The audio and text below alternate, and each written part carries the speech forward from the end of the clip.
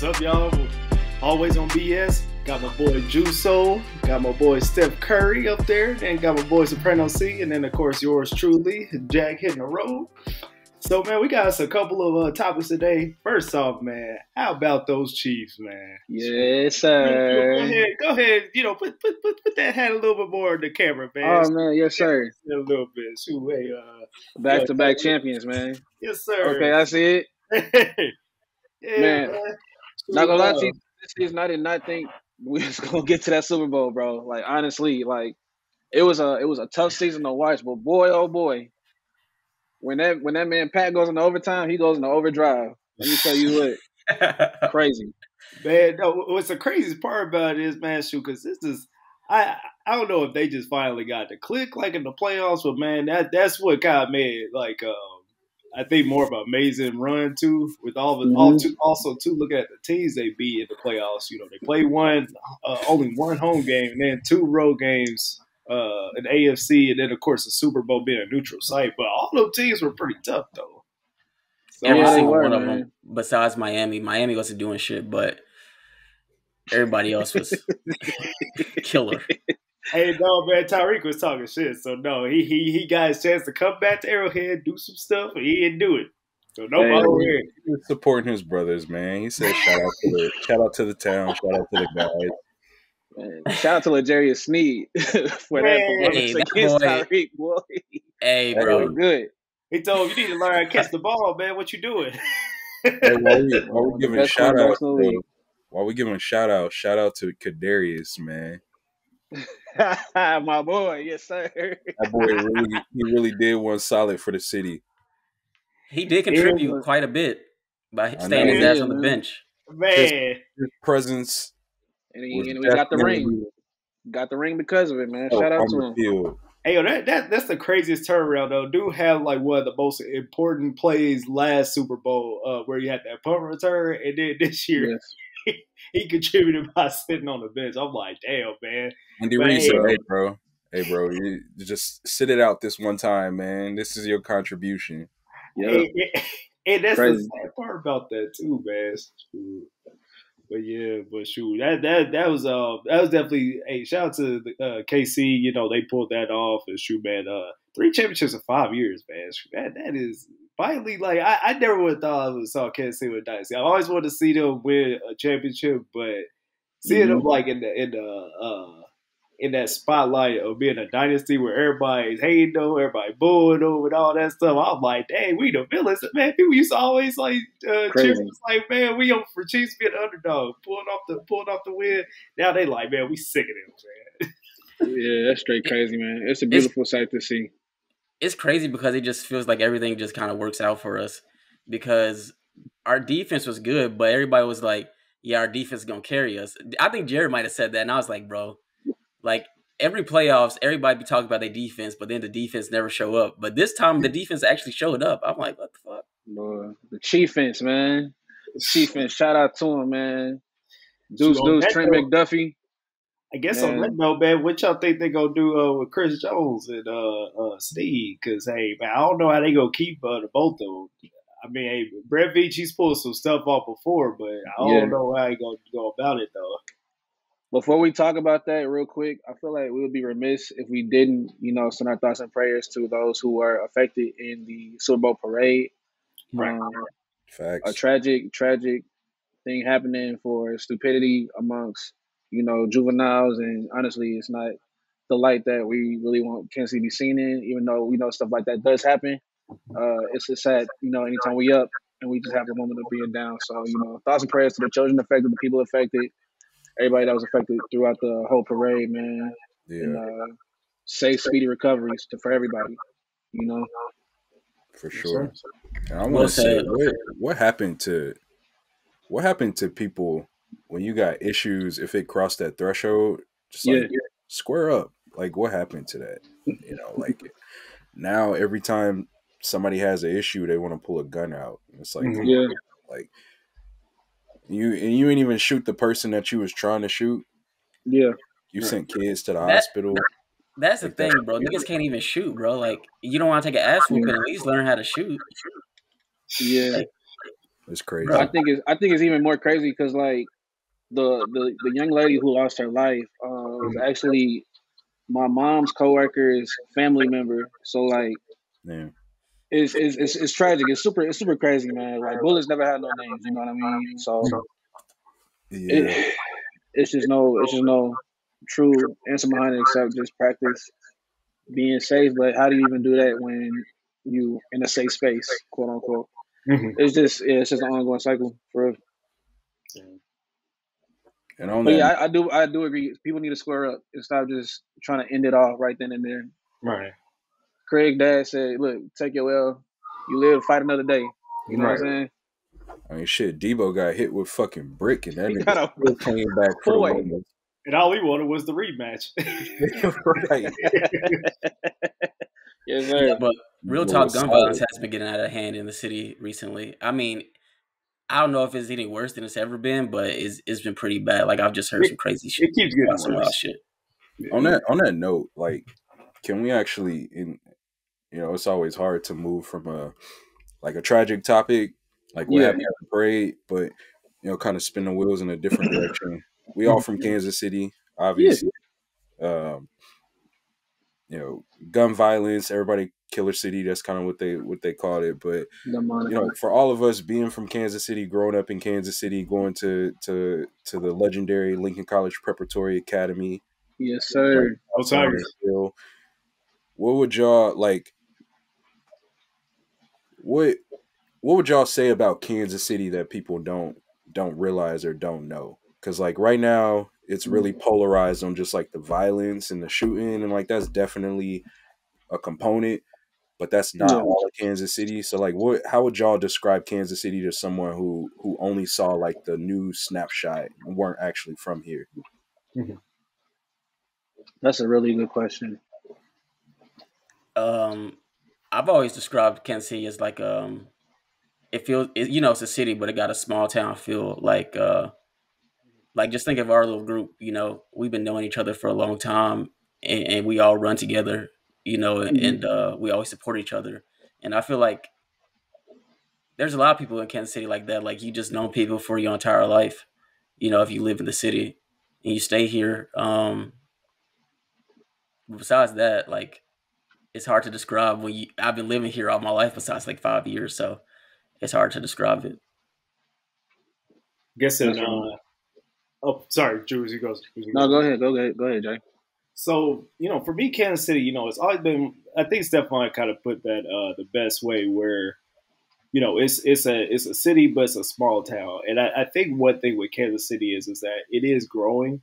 It's got this feel to it where it's having this advancement as far as like for stuff, whether it's in the arts.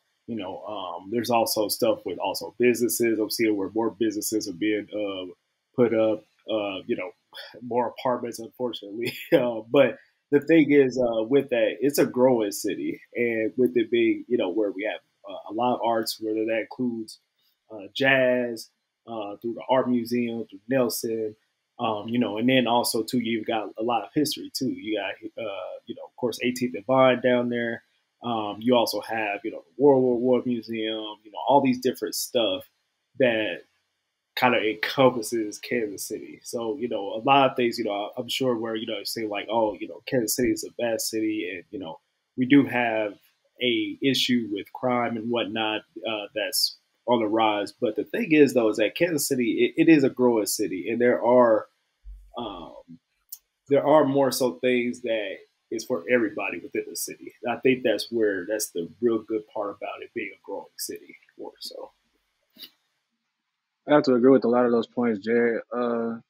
Like you said, like it's a mid-sized city and it's steadily growing.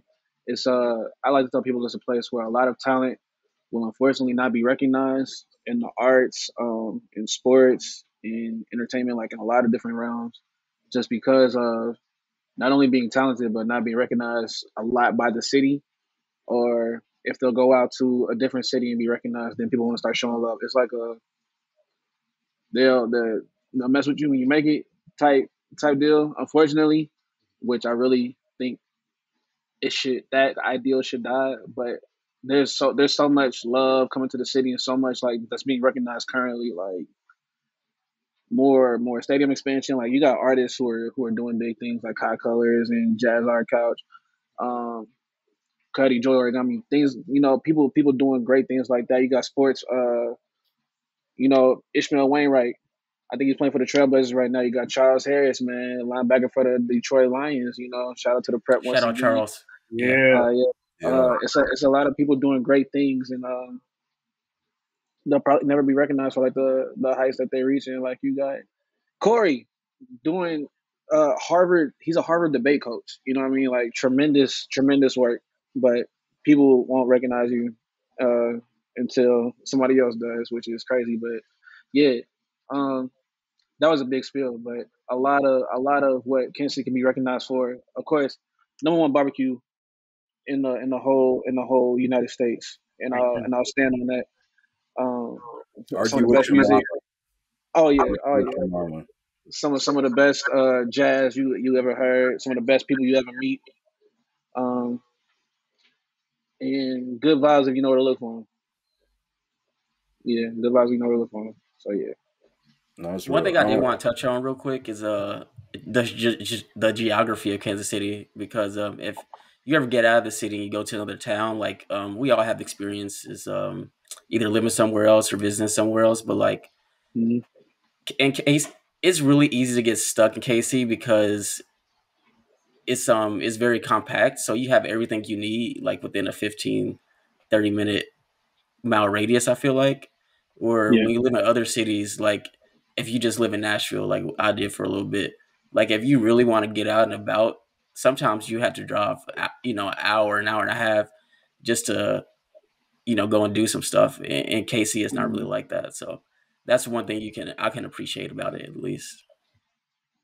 Yeah, I have to agree with you, man. Even like living in Chicago now, like you really got to drive like 30 minutes to go like anywhere, like to a Walmart at that point. You know what I mean? When back home, I'm just 5 minutes down the road. Man, 350, even though it's not the best highway, bro. That everything highway, is so close, bro. Yep. You go right to where you need. You need to go to Popeyes. You need to go to the hardware store. All right to where you need. But yeah, Chicago, man, like everything is so like it's so far, bro. Like I spend so much gas, like just trying to do normal stuff, and I'm just like, man, I appreciate Kansas City for structurally how it was and like where everything was. So yeah, I feel you on that, bro. Yeah, I won't be long-winded. I agree with everything y'all said. Well, I'll say one thing. I had this friend, right? He's from New York, and he came to Kansas City when I was in high school for a debate camp, and he was like, we got cool at camp and started having conversations. I was asking him about, New York City and whatnot.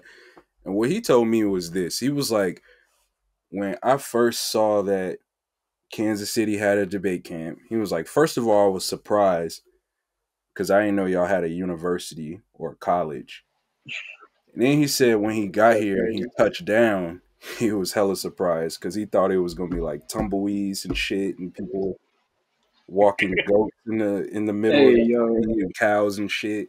Yes. And he got here and he was like, oh, y'all got city buses. Oh, y'all got buildings that are taller than 2 stories. Like he was actually like real deal surprised that this was a city. And I feel like that's kind of the misconception that a lot of people have, especially on the coast, is like if they never been here, they think, oh, Kansas City is just a flyover city. It's cornfields, you got cows walking around everywhere. But it's like, it's not the biggest city in the world, but it's also not small at all. Thanks.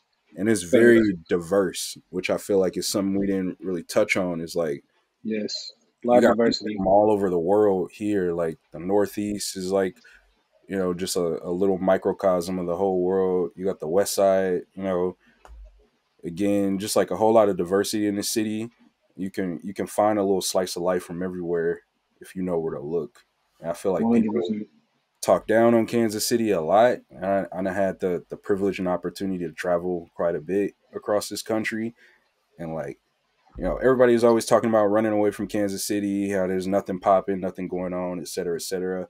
And I just feel like you're just a boring ass person if you can't figure out how to move in the city. That's all it is. You gotta be plugged in, bro. If you want to live here and like have fun, you really do gotta be plugged in, or you gotta know somebody who's plugged in, or your ass will be inside a lot. Yeah. Or you gotta have a good group of friends. Yeah. 100%. Speaking of friends, man, Always on BS. Yes, sir. How did this come together? What is Always on BS? First of all, I know we got topics to get into, but for sure, I can give a quick little synopsis, real quick. Drew, edify the people. Oh yeah, for sure. So Always on BS, man. We're the homies from high school. We chat about entertainment, sports, and more. Literally from middle school all throughout high school, connected, plugged in, best friends. Decided to make a podcast. We wanted to share our opinions. We usually have these talks when we have like our get-togethers and cookouts and all things like that. And like honestly, it's a lot of wild takes. And we decided let's record it and see what happens. So, literally that's it. And yeah, all went to Lincoln Prep, and literally would be in the hallways on BS talking how we still do now, which is crazy. But yeah, so yeah, that's Always on BS, man. Sure, I think too with it, it's it's kind of also a good way to keep the connections amongst each other, even as we're getting older. Hey, I think it's a good reminder that it's like, hey, no matter how much older you get, you still got that group of friends that you can just come back with and hang out with and stuff. Do stuff. Facts. Big facts. Hey, Jared, bro, your lighting situation, bro. Like you try to save some lights, bro. You ain't got. I was thinking about it. I got the mood set, man. You looking real dark, brother. Hey, yo. He the Dark Knight for real. Man, look, he trying to set the mood for the evening, man. He in the cut, bro. Hey, I feel you. Hey, Jared, I see you, bro. Let me see if I can fix the light situation just a little bit. Man, you gotta fix Steph, put me on blast, boy. He said I got a date after this tonight. I got a situation. Right. Let that married man live his life, bro. Right. My man. Hey, but one more question, just to let people know. So you said it so eloquently, Drew. We all grew up together. We've been locked in for a minute. For sure. Steph and Jack, those are my cousins. Me and Steph been locked in since the cradle days. For real though. Like really though. And then, Drew, you my brother, bro. Been a brother for a minute now. 100%. Time at Lincoln, do y'all just to really encapsulate how locked in we've been and some of the experiences that we've shared. Is there any, stories or just situations y'all can think of that just like really expresses the idea of Always on BS? Because I can think of a couple, but I'm trying to see where y'all are at. Go ahead, y'all. Go ahead. It's so much shit that happened that it's hard to just lock in on one thing. Literally, like, man, from like, it's a lot. I don't know. The one thing that comes to my mind is like the battle rap outside of choir class after fire drill, or just like, oh man, I wish Aaron was here. Aaron going off on Miss Shirley senior year, bro. Or hey, just like even, we gotta use pseudonames. We don't want her coming. Oh, excuse me. Fairy godmother. Yeah, fairy godmother. Aaron Can we call her Bridget? I feel like nobody would know who the fuck that is, and we call her by our first name. Yeah, you know what, Bridget. We talk about God. Bridget. We talk about you, Bridget.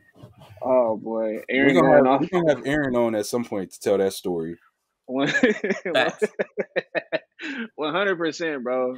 Or just like seeing Matthias come in with new tattoos and like the teacher's going off on him. Bro, that man. He only had like tattoo cream. He didn't have no notebook. He just had tattoo cream. And he was scratching them motherfuckers. Oh God, it's so many memories, bro. Like it's so hard to like just put like defining moments for real. I don't know, man. Going to the Y, the hoop on Saturday, like it's so much to think about, bro. Bro, you remember when we did that? Shout out to Dr. Davis. You know, yes, assistant soup, KCP. Each one teach one. Shout out to him. When we did each one teach one, bro. And we used to be hooping with them badass kids. Oh my God, bro. Those kids like had such smart mouths, and like they kind of like pushed me away from teaching, bro. Because I was thinking about it for like a split second, and then like I was like, I can't argue with a kid because like what do I look like? They're not even related to me. Shout out to Mr. Davis, but them kids are bad as fuck, bro. They weren't trying to learn shit. Them niggas would be like, "Oh, you trying to hoop? Like, no, nigga, do your math homework, like, bro." They'll be like, you ain't got no defense on. All right. Have them boys out there looking like Jaylen Brown. Man. Relax. We're going to be video sitting down in the chair. Relax. No, I got one though. I got one. Hey, you were. It was in Bridges' class. Okay. It was in Bridges' class, and Jack, I think you was presenting. We gotta go here, bro. I see where it's going. I'm glad I wasn't there. I'm glad I wasn't there. Oh man, no, we was doing some kind of presentation or something. and Jack, you know, he was real studious, so I think he was like second or third person that went, something like that. It was like the start of class. You start presenting. Stefan, bro, I don't even remember what you came into the room for. It was a laptop. Yeah, I had a little laptop. What's the name? But he came in, and Jack is like in the middle of presenting, and Steph is just like, "Hey, Bridget, something wrong with my computer? I don't know what you said, but someone came out of nowhere. I just kept presenting because I was like, hey, I'm on the clock." Jack is still talking, and Bridget just started yelling at this nigga like, "Get out of the room! Don't you see Jared, you know, giving his presentation, yada yada yada." And Steph was like, "Oh shit, my bad." Like, Bridget slams the door closed and was like, "This is to keep out the riffraff." That was your nickname for the next couple of days.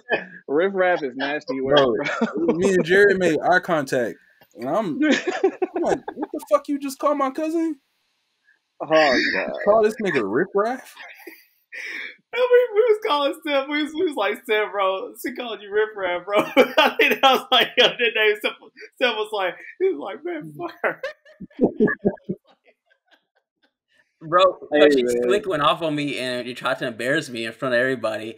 But like, she should have known by that point, you're not gonna embarrass me. Yo, said I got some.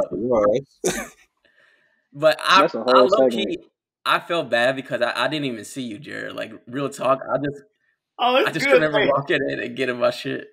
See, I remember for our presentation, she had us on a clock, so that was all that was on my mind. I was in the zone. I was like, you know what? I'm in the flow. I'm gonna just keep on going because if I get off the flow, it's over. Mary said, "I don't know what the fuck I'm talking about, but she ain't paying attention. I'm gonna just keep talking." Man. Then Drew, and then me, you, and Drew, we had math class. Jagana.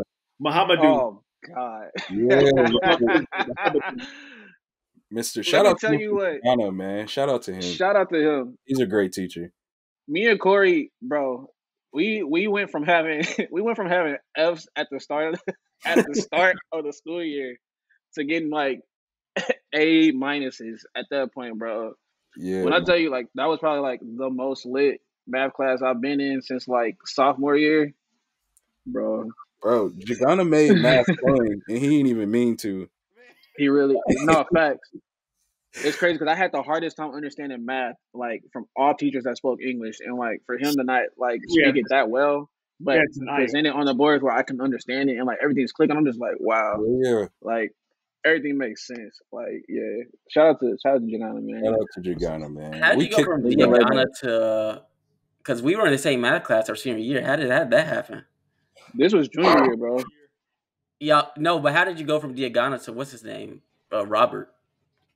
To Miss Roberts. Yeah, no, we had her freshman sophomore year. Yeah, I unfortunately had her senior year. Oh damn. Yeah, like I did not do well in math with her, unfortunately. Shout out to Miss Roberts, man. Shout out to her. Yeah, that's great. Yeah. Nah, man, Jagana was cool, but people used to be twerking and shit in his class. We had a nigga that started cutting somebody's hair while he was teaching. Oh yeah, bro. He said, hey, man. He was never raise his voice, he never yell. This nigga would just look at the bullshit happening and just say, my time. Yeah. He would be like, my time. And nobody was respecting it at all. And then keep writing on the board, too, like nothing happening. What's funny about that, too, because I remember, like, towards the end of that semester, and, like, everybody was just kind of, like, starting to panic. I was just like, man, this is the easiest math class I had. I ain't even a bad person. Bro. I think Soprano, you and Drew, y'all both was just like, y'all was like, hey, man, Jared, or like, man, what are we supposed to do with this, man? And I was just like, shoot, man, this is so easy, man. I said, this is surprisingly the easiest math class I had ever had. Dude could barely, I swear, we took it too hard, bro. Honestly, it was really easy, but like, we didn't pay attention. I would tell Corey, like, hey, we can't talk for like 20 minutes. We got to get this. And then, like, 3 minutes later, he'll say something. I'm getting distracted. And I'm just like, all right, bro. It's a wrap. It was lit every day, bro. Like, that class. It really was. And I remember he came to me. I think he probably came to you too, Drew. But he came to me near the end of the semester and was like, hey, Corey, you are not going to pass. Showed me my grade. I was like, hey, bro, how much I got to turn in to get a passing grade? And I think it was like, do all the homework, get it to me before school is out the last week, get it to me, a week before. Yes, I'll grade it, and you be all right. I did like 2 weeks worth of homework straight, bro. Are you serious, bro? Yeah, he passed me too. I was like, hey, he a real one, bro. Nah, man, that's love. My mom threatened me too much to where like I had to get on my stuff because she went to parent teacher conference and was like, she gave me that look that a black mama give you, like, you just hang your head like. Needless to say, going home wasn't fun, so I was like, I'm about to pass this class. Like, I don't care what happens, bro. So yeah, shout out to that pre-calculus, boy. Man. What a time, for sure. All right, y'all, we're going to get into some of these topics real quick. So the next one we got on here, man, is dealing with some of these NBA players' kids, man. So I know we got what's Carmelo Anthony's son's name? I always forget. Cayenne. Like the pepper, yeah. Really? Pronounce this like that? Oh, exactly like that, yeah. Well, shoot, man, we got these NBA players' kids, man, who just hooping like it. Well, I be seeing some of the stuff on YouTube, like look at their highlight reels. Well, I'm like, hey, man, are they in high school? They in high school, right? Yeah, like Cayenne, he's in high school. I think Carlos Boozer's kids are in high school now. Now his kids, Kenyon Martin. Yeah, I saw them. I was like, ooh, I was like, shoot, boy, they already about to be up in the Carlos, man. Shoot, oh yeah. The way they play, I was like, shoot, boy, they hit the tough jumpers and shoot. Dog. They kind of just hit on to a point where it's like you hope they miss at a certain point. For sure, man. It's interesting. Red shit. But yeah, what's the topic? Like living up to like their parents' like legacy. Yeah, so yeah, how do y'all think they'll be able to live up to their legacies? We can start with Cayenne, I guess, just for starters. No. Oh, why like, Soprano? Corey biased though. Well, yeah, that's true. Yeah. Well, that's Melo guy, nigga. I don't care how good his son is. He ain't ever gonna be number 7, 3 dome. Fuck no. I'm sorry. Reference for our audience, we not talking about LaMelo. We talking about Carmelo. That's crazy. That's crazy. Carmelo's legacy, bro. But what do you mean? I'm What just do you mean? asking. What is Carmelo's legacy? I'm asking. Hey, I don't know. It's a good question though. That's not a question. What is his legacy? Hey, I'll let you handle that. we are old enough to remember number 15 Denver Nuggets, Carmelo going head to head Western He ain't the Conference best number Final. 15 though now. I don't give a fuck about that, man. Look, all I'm Look, saying is when he went head to head with Kobe, was guarding Kobe and giving them the bones on the other end. That's Melo's legacy. Melo is just a hard nosed competitor. People talk about his defense, but he was a solid enough defender. But offensively, like there was nothing he couldn't do, and he played bully. bro, Like he really made his presence known. And when he you did. talk to all of the people during his draft class, like all of the other players that have been interviewed, every time they ask who were some of the hardest players to guard and to face on the other end, Carmelo Anthony name always come up in there. So to me, Melo is like he like top 5 at the very least in terms of offensive talent. Like if you need a bucket, you toss the rock to Melo, he gonna get you a bucket. So you like his game, you like his style, you know. Yeah, man, Melo. I grew up watching Melo too, and like I'm a Boston Celtics fan, but like the team that I watched like outside of the Celtics was that Denver Nuggets team with Carmelo Anthony on it. Like that was my team. I had the Melo jersey. Like I had the cornrows when I was a kid because I seen Melo. I was like, oh, cornrows. Like Melo's my dude, bro. Like he's solid. And man, I take it even back further, man. Living up to Melo's legacy. You even like at the beginning, like Syracuse Melo won a national title. Yeah. You know, like how do you live up to that as his that son? team wasn't that good. It was literally Melo. That team literally was it was Melo breaking through defenses and everything. And so it's interesting because Cayenne has a scholarship offer from Syracuse, but he hasn't committed yet. So it's interesting to see where he's gonna end up going for college. But you know, having that pressure on you, I feel like that's kind of crazy. As like, man, if my dad was like major NBA player like that, and like I have to live up to everything like he's done. This is like I feel like that's like a heavy weight to have on you as a kid. So like I feel like you know to even measure up to like a portion of that, I feel like I gotta go like 5 times as hard, if not more. But also, you know, it was an interview that he did where he was like, "Oh yeah, I'm cooking my dad at 16," and it's like I don't know. I feel like 16-year-old Melo had like a different like mission where like Cayenne like he's hooping so that he can get into the league, but like Melo was hooping for his life. Yeah.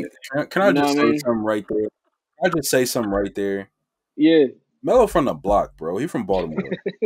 Like, nah, bro. Like Melo being nice to his son, bro. Lala probably on the sidelines watching. Like you throw that elbow a little too hard, we're gonna have problems. Nah, bro. Like young Melo, like making videos on the block in the postseason. Oh yeah, squatted up. No, Kyan ain't doing nothing with that. I feel that's like interesting. It comes more down to how much are the parents helping them on their hooping skills outside of the financial stuff, because of course they're gonna shell out money to take them to the best camps and the best programs and stuff and get them into the best schools, but like how much are they actually helping them on the game? I feel like that's the more important thing. Like Steph and Dale, right? I think a big reason that Steph is who he is today is that Dale, knew a lot of things in terms of shooting form and technique that kind of got Steph on game at an early age. So I don't know. That's kind of my 2 cents about it. But to even add on to your point with that stuff, like having an NBA father has teammates who can put that extra, work ethic into the kids. Like you're talking about Del Curry, he had Muggsy Bogues, one of the best point guards we've ever seen. And dude was he 5 feet? That nigga was short. That's all I know. Yeah, like he was short, but like he had like great form. And like Steph watched that, and he, developed his like I want to say he developed a lot of the way like his like playing style from that. with those interactions. And so you think about like the newer generation. We talking about Kanye, but we also talking about young Bronny James, and we got Bryce Maximus coming to the forefront soon. LeBron James, their dad, absolute powerhouse of a player, gonna go down the history books whatsoever. You got my uncle is D Wade, Chris Bosh, Chris Paul. Rest in peace, Mamba. Everybody coming in my ear telling me I got to do this, I got to do that. There is absolutely no reason why I shouldn't be like the best player to like hit the court at that point. You know what I mean? It's really all on me at that point. Can I throw another wrinkle in before you say something, Jack? Let's throw a question out. So it's a lot of NBA players whose like dads have played in the league. Mm-hmm. What star player though has had a kid that has been successful in the NBA, like reach their heights, if not higher? And the father was a good player too. Yeah, not good player. Like the father, a star like, player, was a hooper. Was like a legend, like a Hall of Famer. Because I really can't think of a single like father-son combo where the father was like that and then the son was also like that. It's either, I could be wrong, but it feels like it's either the father is great and then the son has all these expectations and they end up being trash. Yeah. Or it's like the dad was a role player. Yeah, he was cool. He could hit a big three every now and then when they needed it. But he wasn't the one you was throwing the ball to with 5 seconds left on the clock to seal the deal. And then the son comes and, he really liked that. So, I don't know. Does that have a part to play? I guess so. And this might be a bit unorthodox, I guess, this answer. But this is probably the closest I can think of where both the dad and then the son might have like both been legitimate stars. Arvydas Sabonis and then Domantas Sabonis. I know some people probably will say Domantas Sabonis is like that good, but he's a pretty good player for his team. And the thing is, I know our Arvydas Sabonis, he was actually a really good player over in the Soviet Union before. And the thing is that by the time he got to the U.S., he just wasn't as good anymore. So that's literally the only example I can think of where maybe you have where both of them like could actually be really decent players. But yeah, Jerry, you stretching, bro. I got a good analogy for this, bro. I think one of the things is that it's not that I don't think the kids have potential to be like that dude. I just think like if your dad is like Michael Jordan, like he's too competitive, my nigga. Like I don't think he just has the. It's a difference between being a competitor and being like a mentor and a nurturer. It's two different skill sets. Like I'm thinking about like in like chess, right? The worst thing you could do if you're trying to get your kid like really into chess and really good at chess, the worst thing you could do is be a good player and just beat them down every game. You kind of want them to like feel like they have a chance, And I feel like it's kind of that way in basketball. Like you kind of just want to. If you're too competitive, I think it kind of dissuades your kid from wanting to be great at the sport because they have so many negative feelings attached to it. Well, I don't like to an extent. I think that there is a good thing out of that because you don't want to get off the impression that everybody's going to give you like that chance to win. You gotta have some form, give them some form of competitiveness so that they can at least like, okay, hey, I lost this many times. Like, what do I have to do, different in order to be able to win? It makes them kind of become a little more creative. Now, I understand, like, like, we was like Michael Jordan competitive where, hey, like, just like, hey, that's all I needed where somebody mess up. And then it's just, if it got to that point, I can understand. But, like, you do have to have some form of competitiveness and kind of instill that in them a little bit just so that they can be able to become creative on how they, they can win then.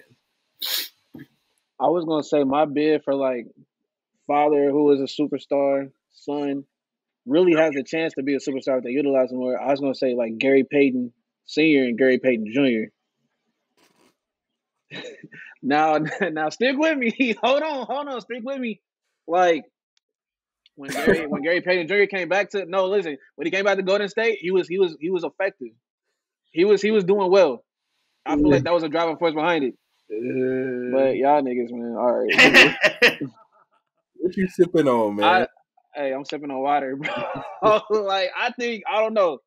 I feel like GP2 man is good, bro. Was Kobe's dad good? That nigga ain't no star. Bro, come on. I'm talking about. I beg to differ. You gonna build a franchise around GP2?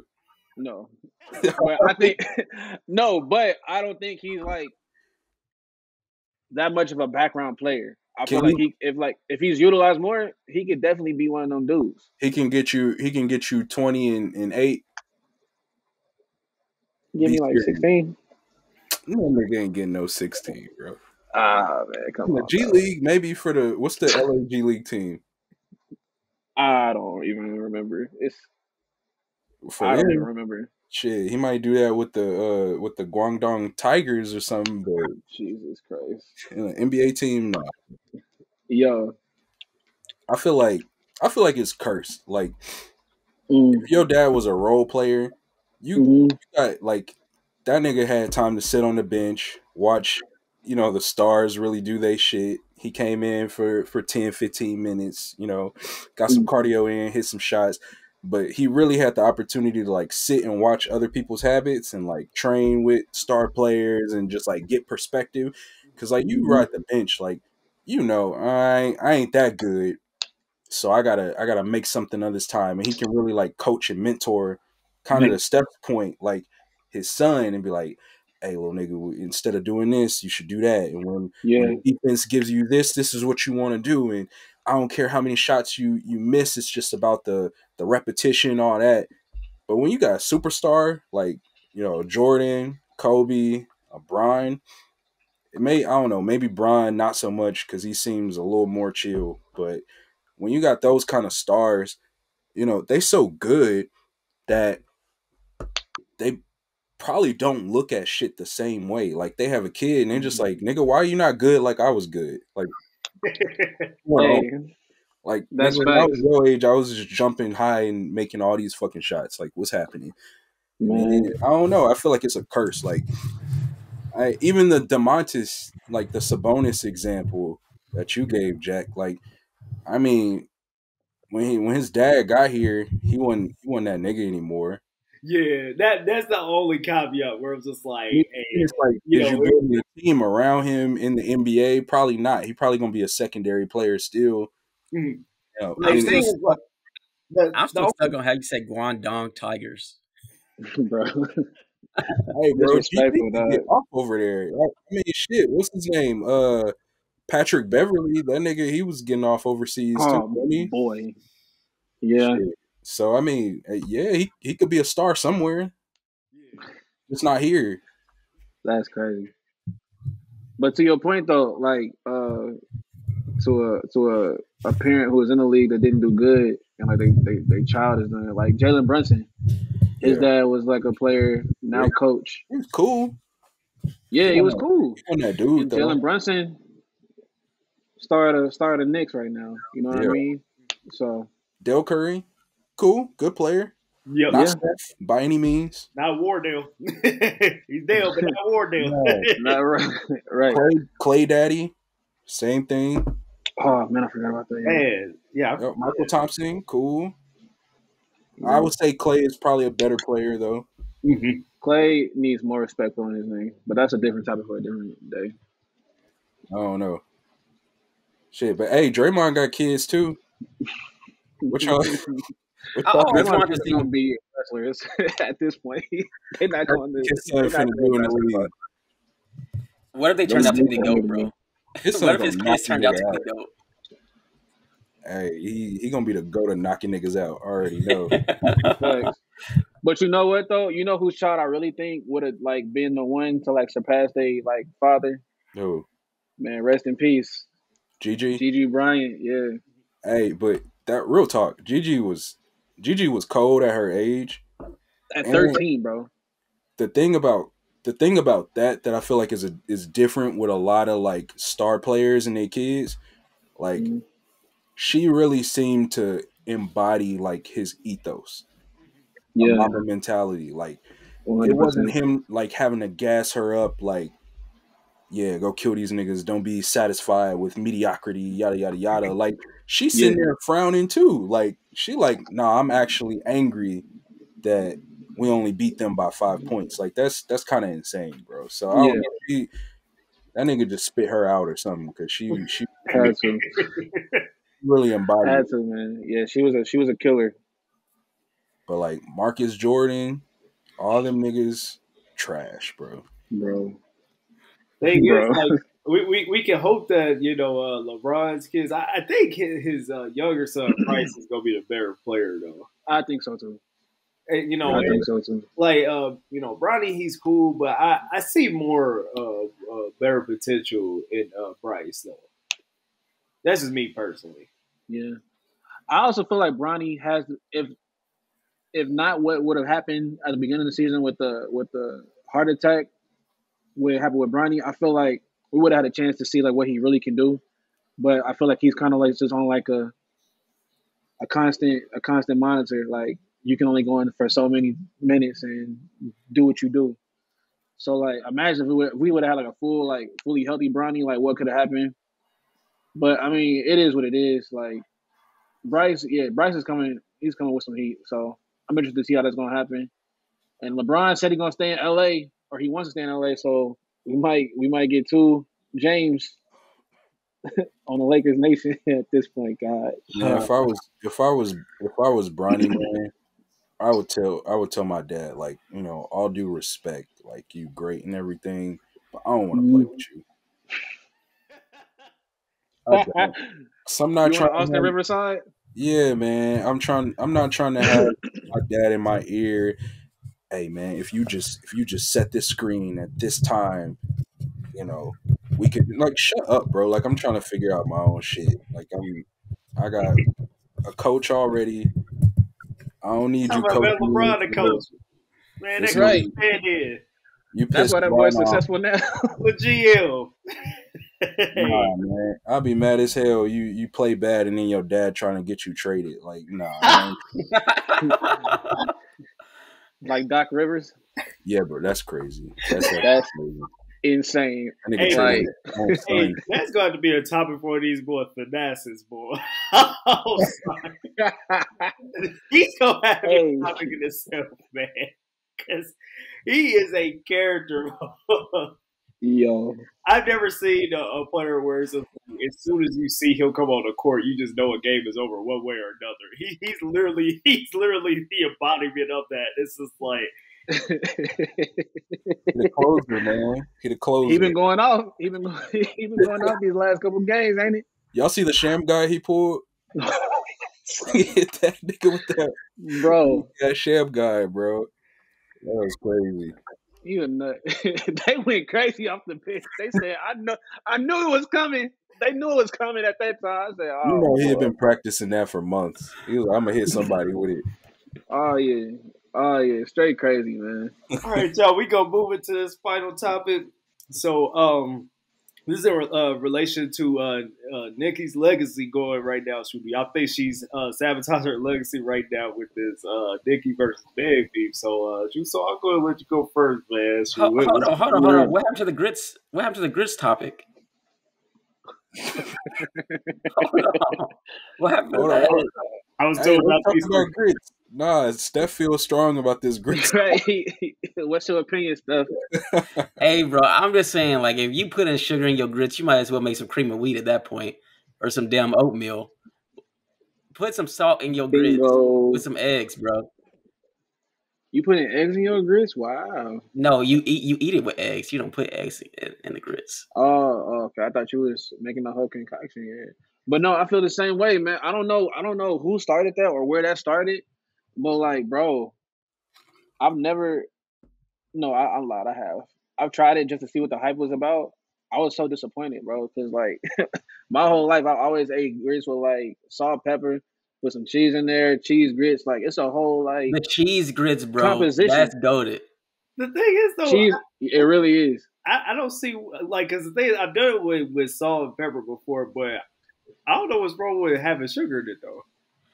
Make some cream of wheat at that point, bro. It's so much better. Exactly. Hey, it still tastes good. Shoot, I don't really see what the big deal is with it though. It'd be like, hey, I ain't got no rice, I ain't got no oatmeal, shit, the grits. Go ahead and throw some sugar on there. Problem solved. You put sugar on your rice too? Yeah, I've done it before, but I don't do it. I don't do it nowadays. I used to do a lot growing up. I don't do it nowadays. So I just eat just plain with some pepper, maybe just a couple like other little seasons. What do you call that? I can't think of the season, but you could throw different seasons on there and stuff. I think my body would restart if I ate rice with sugar. Cause what am I doing at that point? I don't know, man. It's a lot. Like I got cousins that eat it that way, and I just be like, "What's going on?" Because every time I think about rice, man, I'm thinking about like shrimp fried rice or like combination like something like that. It's just weird to like have like a savory flavor for a food and then go sweet. I don't know. It's weird. I think that's what it is. It's like eating a savory pancake. It's like what? Like this isn't right. A savory pancake. Yeah, because pancakes, you typically make them sweet. You put the sugar on it, but some people make they savory pancakes. You could do it.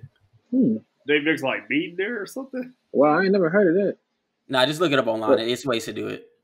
Hey, Corey's real quiet. I'm interested to hear what you got to say. I ain't got shit to say, man. I got a PSA for my people, for black people. Stop eating this slave ass food, man. What? Wow, that's crazy. Why are we still eating grits, bro? Like, come on. That was I'm being so serious right now. Like, I don't eat it on the regular, Corey. It reminds me of my grandma because my grandma used to make the shit. That's real. My grandma still eat the shit too, and shit every now and then. You want a bowl of grits? No, I don't want no bowl of grits, man. I'm not picking cotton. I don't want that shit. Oh, bro. That's how I feel about it. Sugar, salt, pepper. I don't care. Stop, black people. Stop eating this shit. Hey, yo, that's wild, bro. Grits, chitlins, let the shit go, bro. Yes, like, definitely we don't have to eat this anymore. Like, we got grocery stores. Definitely that's it, boy. Literally. Bro, I would just tell my mom about this. I was like, cause she, my niece had visited. My niece is like 14 years old, 13 years old. My mom was talking about making some grits. I'm like, they don't know nothing about no damn. They don't know nothing about no grits. They not 60. Bro, that's the shit you eat when you got a fucking 15-hour shift at Ford or something. Like you putting on a one like no, porridge. Like it's porridge at that point, bro. Yes, bro. Like, hey man, you don't even put butter in that shit. Niggas got thick ass cuts of margarine. Like, come on, man. I feel what you're saying. Not even butter. You saying margarine, nigga? What's that shit? It's better. It tastes like butter. I can't believe it's not. I can't believe it's not. Yeah, niggas putting that in the spoonful. Like, come on, man. I feel what you're saying, Corey. But I'm gonna tell you what. Shrimp and grits at a good brunch spot. It's top tier. Hey, don't get me wrong. Black people turn anything into magic, and I respect it. For sure. We don't have to take massive scraps no more. We can make other things. Especially get rid of the shitterlings, boy. I'm sorry, boy. Y'all slurping booty noodles. I'm like, what the hell is booty noodles is crazy. Jared comes over. They make them every Thanksgiving, and it's just like Jared's dad. Jared's dad loves them. Man, and I be like, boy, I know your bread gonna be kicking after that, boy. They put hot sauce on it and everything too. I'm like, oh nah, man. Yeah. Nah, man. That's real. Chitlins, grits, hog maws, pig, all that shit can go, bro. Just I don't want to see it. I don't care. My kids ain't eating it. I ain't eating it no more. Man. None of that. It's nostalgic for me. Salt, it's pepper, not I like don't care. something that I fuck with like that, but it's just nostalgic. And like if I go to a good brunch Mm-hmm. spot, I probably will get some cheese grits. I ain't gonna lie. Bro, them grits in New Orleans. Oh my God, Yeah. fire. Steph, you know what else is nostalgic? What? You want to know what else is nostalgic? Hearing Go ahead. gunshots at night when you go to bed. Like, that reminds me of my childhood. That don't mean I want to keep living that shit. Wait, what did you just say? Bro, I'm saying, like, yeah, it's Hilarious. nostalgic, but we gotta let it die in our childhood at some point. Like, let that shit go. Yeah. I don't know. One day, One day my people will be free. when the glory comes. Until then, we're gonna put that salt and cheese on the grits. Oh man, look, next topic, bro. So What were we talking finally, about? get to the going back to do we think that Nicki Minaj is she tarnishing her legacy with this Nicki versus Meg beef? So hey, For sure, man. Look, give a synopsis, a real quick book. What's it? Spark Note. Meg recently put out a diss to Nicki called Hiss, where like she doesn't necessarily name drop, but she like gives like metaphoric hints as to who she's talking about, and like Nicki responded with her diss track. I think it was called Bigfoot to Shit, Meg, trash. which is crazy. Like responding, it's basically saying like how Megan got shot and all this and that, and like it's just weird, man. Like it's like a student like making a diss track to like a teacher or something. Like it's like, Yeah, what y'all why beefing are we about? beefing? Yeah, what Yeah, y'all like what are beefing we about? talking about? Like Soulja Boy beef with Ice T. like, like what are we talking about? Like you got you didn't did everything. Like why are you worried about me?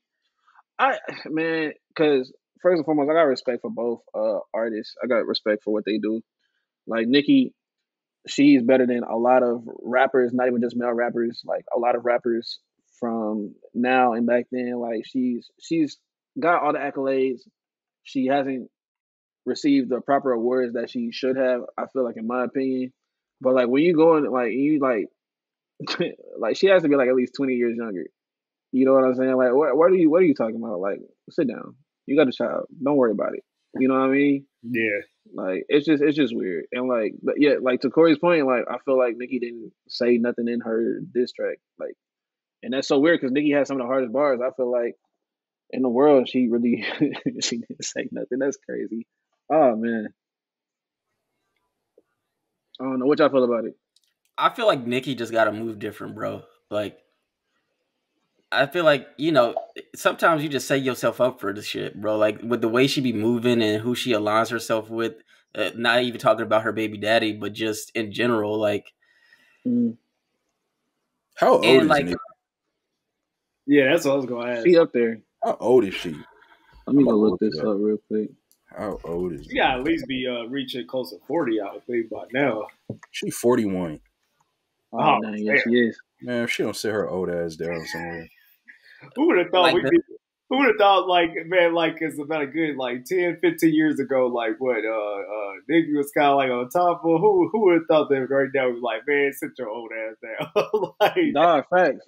It's literally the same. It's like, I feel like it's karma, because, like, the way she came into the game with Lil' Kim. Yeah. And it was just like, I'm not bowing down to you, like, whatsoever. And then she's the OG in the game now, and you got females like Cardi B and Meg, popping their stuff, and she wants that respect that Lil' Kim wanted, and it's just like it's like a weird cycle at that point. And Meg's 29, you know what I'm saying? She's our age. Like, what am I gonna argue with a 41-year-old for? Like, go raise your kid. You're 41. Shit, go breastfeed your kid, like, or something, man. I feel like she got other issues that she really should like put attention to, rather than like beefing with like a 29-year-old. But I don't know. Like Nicki has some of the hardest records. Like her verse on Monster, bro. Yeah, it's legendary. Insane. Yeah. Like she went crazy. Like I don't know. Like even like going back to Itty Bitty Piggy, like that was one of like during that time when that dropped, like one of the craziest times in the world, because like she was just rapping. It is. I feel like just now, like you have like such a good reputation. Like why change people's viewpoint of you with what you got going on right now? Because it sounds like you want the respect that you wasn't really trying to give out in the beginning. But I mean, I could be wrong. Gotcha. I'm gonna just give my 2 cents on the whole thing, man. In 2 words, drama sells, man. That's 3 words, but drama sells. Oh, I don't know. It kind of came out of nowhere. I was just like, because they made a song together, didn't they? They have, yeah. I feel like 1 or 2 songs, yeah. Yeah, and I was thinking like, and I think like for me, it's just like kind of just came out of nowhere, and I was just like, and then also too, I think both of them are now like having albums that are coming out and stuff too. So I was just like, yeah, hey, like that's kind of out of nowhere, but hey, around the time where they got albums coming out and stuff, and hey, they gives people like seeing people be into it. So it's just like it's kind of one of those things where it's just like, oh shoot, like I want to see what they say in this album about Nicki, or I want to see what they say in this album about Meg. So it's just like it's kind of one of those things where it just I guess kind of like what they say, all publicity is good publicity. 100%. But I could be wrong. The thing is, I really hate to see where we have really good artists that have, if that were the case, I would hate for that to be the case because they don't have to do that. They don't. I think they're both talented enough to where they don't have to bring each other down for the sake of selling their albums. But I know that sometimes that's part of the game where it's just like, hey, we need some way to just get these, sales skyrocket and just kind of, get some more money off of it. They both can make more money off of that too. So you think it's a publicity stunt? I don't know about that. That's my take. Just because of the fact that they made songs together, and it just kind of came out of nowhere. Like when I heard about it, I was like, wait, what? It hasn't came out of nowhere though. This has been going on for years. I say Ice Cube made songs with NWA, and he went in on them boys for real. But I guess my whole thing is that like, so were they beefing when they made the songs together then too, or just like? No, I think it all stems from like Meg doing songs with Cardi B. To be for real, like I think the Tory shit too though, because he and Tory cool. Yeah, exactly. Yeah. It's a lot of different factors. I feel like so. Like I think it's more so just choosing sides rather than just like I have a genuine problem with you. Yeah, it's more so like you chose to be opposition, so I'm gonna treat you as such. And they both talented, so I really don't know why like it needs to come to that. But like I guess like I get it. It's just weird. I don't know. What you think, Steph? What do you make of this whole situation? I think Nicki Minaj is just a very messy person, and I feel like she's just one of those people where she always got to have an op. Some people just got to have like something to stand against, to be motivated. And I feel like she's one of those type of people. It's kind of whack to me because it's just like you can be beefing with so many other people, but the reason she's beefing with Meg the Stallion, I feel like it's kind of almost out of envy because she wants to be the young she's already established. She's already done her thing. She's already had her run. She's not as relevant anymore. And I feel like she kind of wants to be in the position of Meg the Stallion and Cardi B. So I feel like it kind of stems from a little bit of a jealousy, to be honest. And I also just think Nicki Minaj is just like, she needs to settle down. She needs to go sit down somewhere, to be honest with you. Yeah. So definitely when you're 41, shit, like, damn, definitely go sit down at this point. Got a whole family to worry about. I feel like I'm not going to give Nicki Minaj no respect because I don't feel like she deserved it, to be honest. Like, as an artist, sure, like she was a titan when she first came into the industry. I'm gonna be real, I don't really listen to her music out of principle. Like, her brother is a pedo, and she spent money trying to get his charges dropped. Her husband is a pedo.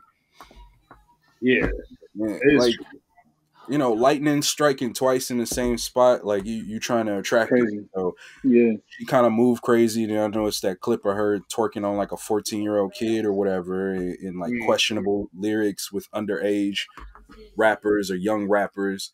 I think she had Oh like a yeah, the song. little twist shit.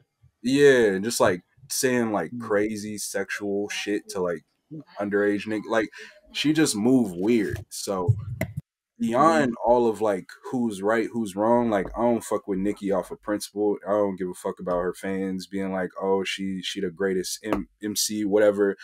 She fuck with pedos, and I don't fuck with pedos. So that's kind of how that goes for me. But on the topic of the beef, I think like they got history, obviously, and that Megan's Law verse, that shit That was was crazy. that was a cold ass verse. Like Yeah, that was crazy. she kind of bodied her, and that was really the only verse from that his song that I think was directly at Nicki, to be for real. Yeah. And it really got her out of pocket, out of turn, which kind of shows like hurt dogs like they holler. That it hit a nerve because she know like on that rant. Yeah. your husband, he moved that way. Your brother, who also had rape charges, he moved that way. And these are the people you align with. I feel like it's fair game. Like, even if they had no beef and Megan Thee Stallion just wanted to drop that bar, I feel like it's fair game. Like, Yeah. You fuck with kids, everything's fair game. Yeah. You rape people, everything's fair game. And I just don't like Nicki. Like, the way she interact with other women, like she always got some kind of beef with other women. She's always putting them down, yeah.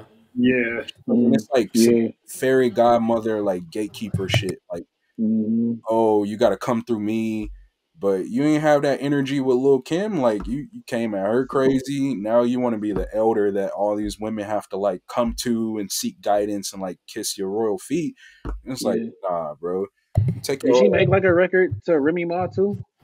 Yeah, they had a little beef or whatever. And it's just like you don't have no good relationships with any women in the industry. Mm-hmm. Yeah. We're not even in that era anymore where like rappers are beefing hard with each other. Like rappers are friends now. Like everybody is cool with everybody. Like this is not the 90s. This is not the early 2000s. Like why do you have beef with Cardi B? Why do you have beef with Megan Thee Stallion? Why you have beef with Remy? Lil' Kim, like you the common denominator in all of these situations. Yeah. So and it's just like I'm the type of person where I could see where somebody's not coming from a place of logic. Like if I'm on the top of the industry, right? I'm trying to break bread with all these new people. You know what I mean? Like, why does it have to be an oppositional thing? Why can't you be on tracks with all these people, and try to use their name to keep your relevance going instead of the other way around? Like, it just doesn't make any sense to me. Yeah. That's why when people was like, it's publicity stunt, like people say that all the time. And that's not me trying to go at Jared or anything like that. It's just I have a lot of friends that had that perspective. Like I remember when Drake was going at it with who was he going at it with? Meek Mill. Where he dropped it? Yeah, with Meek Mill, people were like, oh, they signed to the same label or something. It's all publicity stunt. It's like, but they did do a song shortly after with each other though. Yeah. Hey, well, to that point though, in defense of what Steph is saying, I think Nicki be doing like crack or something. Like, I don't even think it's coming from like a marketing perspective. I think she just be tweaking because like she done had a couple Instagram lives or whatever where she just be bugging out. Like, I don't think she thinking logical, and nobody in her team is really like, hey, you should maybe chill. Like she really be tweaking. So I think she's just a crackhead for real. Well, she's admitted to that. She's admitted to drug addiction. Hey, really? Yeah. Wow, I didn't know that. Oh well, we got an angry, bitter crackhead. That's crazy to say. Oh my god. That's all that is. Yeah. That's nuts. I mean, that Bigfoot song was trash. Yeah. She had to have been smoking something to think that shit was heat. Yeah, it was tough, but all in all, I think Nicki should chill out, Meg should chill out, and they should just keep getting to the money, to be for real, and making good music for the fans. make good music for the fans. That's really all that matters at that point. So, nah, fuck it. I think Megan should make more diss records. Hey man, who you think she come at next? What, Drake? Nah, keep shooting at Nicki Minaj. Go for your brother. Start talking about her brother. She ain't gonna like the that. whole family at this point. Shit. Yeah. Hey yo, Start talking about that sister that she left in New York. Oh damn. Really start, man. Shit, if we gonna have a rap beef, have a rap beef. That's how I feel. Yeah. And Nicki Minaj talking about part 2 coming. If I was Megan, I'd get all the ghostwriters in the world that don't fuck with her and be like, let's make the Avengers right now. We finna take They probably done sent some stuff to her right now. Like, look, I got it. If you really want it, like, it's not an issue. Like, that's crazy. I call J. Cole. I call J. Cole right now and be like, hey, can you write something for me real quick? Just like a little bar I can put in this song. I ain't even. You can't do it. You just on Nicki album. You ain't gotta be in a beef. I'm not gonna credit you on the record, so nobody gonna know. But just write something real quick, something witty. That's tough, man. That's tough. Oh boy. All right, y'all. Well, shoot, I think we got through all our topics. Shoot, boy. So that's the end of this segment of Hallway on VS. I appreciate you, Soprano. Appreciate you, Steph, and appreciate you, Jew. And shoot, anything else before we we go to ISS, man? Shoot. I can't believe my camera lasted this long. Man, where's my homie, man? Stay black. Don't let the game change you. You know what I mean? Stack your bread up. Keep your head up. Yes, sir. Stay in school to all the kids. Stay off drugs, especially if you're Nicki Minaj. Yeah. Hey, go Chiefs. Good Lord. Hey, go Chiefs. Go yes, sir.